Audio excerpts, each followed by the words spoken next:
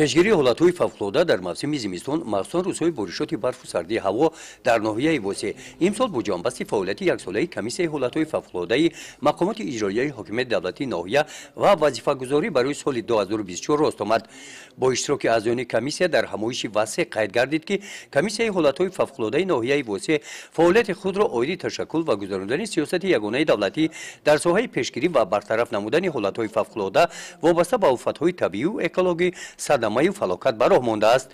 тибқи баромадҳо иттилоъ дода шуд ки имсол дар натиҷаи боридани боронҳои мавсими моҳи феврал дар деҳоти ба номи худоё раҷабов деҳаи ғелот дар масофаи 50 метр бо баландии 60 сантиметр ярч аз роҳи автомобилгард тоза карда шуд. дар деҳаи осмонбикаи ҳамин деҳот мавзеи осебдидаи канали ҳукуматӣ ки аз таъсири сел зарар дида буд барқарор карда шуд.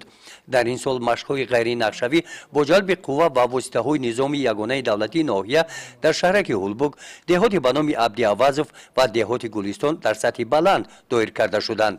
аз рӯи маълумоти муовини аввалии раиси комиссияи ҳолатҳои фавқулоддаи ноҳияи восеъ дар соли 2023 дар ноҳия 7 ҳолати ғарқшавии сокинон дар куллу дарёҳои ҳудуди ноҳия ба қайд гирифта шуданд.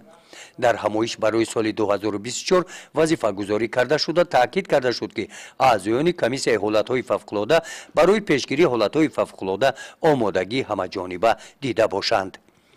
гузориши хоҷа назаров, худойназар зуҳуров аз ноҳияи восеъ барои барномаи иттилоотии навид.